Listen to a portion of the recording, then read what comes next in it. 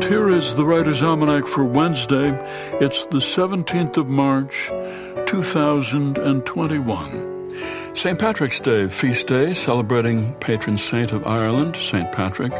Born in Wales, he was 16 when a group of Irish pirates came to the village and took some of the young men, including him, back to Ireland as slaves. He worked for 6 years as a herdsman, then escaped, went back to Wales, but he heard a voice telling him to go back to Ireland and convert the Irish to Christianity, which is what he did after spending 12 years in France. He went to Ireland, founded monasteries, schools, and churches.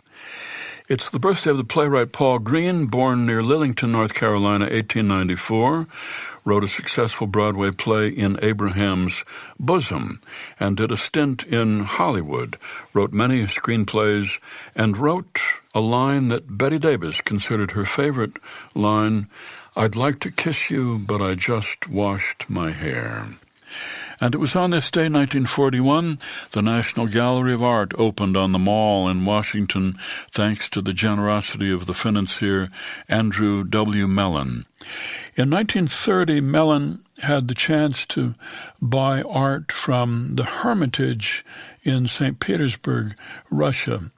Stalin had ordered the museum to raise money for the government, sell off valuable pieces, and Mellon was there. He bought 121 paintings, including work by Raphael, Rembrandt, Botticelli, and Jan van Eyck. In 1936, he wrote to President Roosevelt offering to donate his collection as well as $15 million to build a museum, a neoclassical museum in Washington, the architect John Russell Pope.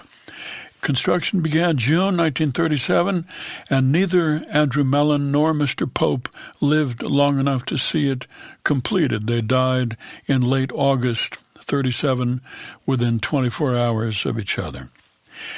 And it's the birthday of the novelist Penelope Lively, born in Cairo, 1933, author of The Road to Lichfield, Treasures of Time, and According to Mark. Grew up in a suburb of Cairo, studied history at Oxford. Her novel Moon Tiger won the Booker Prize in 1987.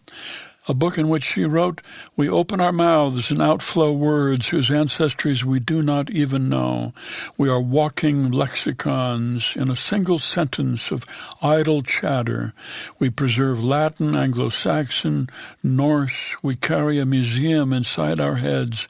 Each day we commemorate peoples of whom we have never heard."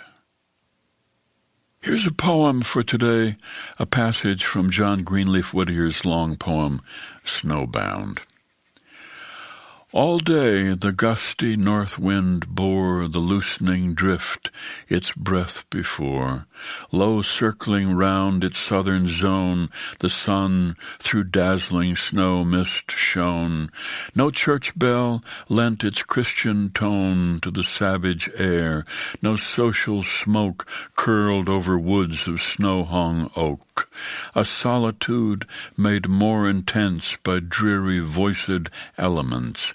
The shrieking of the mindless wind, the moaning tree boughs swaying blind, and on the glass the unmeaning beat of ghostly fingertips of sleet. Beyond the circle of our hearth, no welcome sound of toil or mirth unbound the spell, and testified of human life and thought outside. We minded that the sharpest ear the buried brooklet could not hear, the music of whose liquid lip had been to us companionship, and in our lonely life had grown to have an almost human tone. Lines from John Greenleaf Whittier's long poem, Snowbound. That's the Writer's Almanac for Wednesday, March the 17th, funded by donations from listeners like you. Be well, do good work, and keep in touch.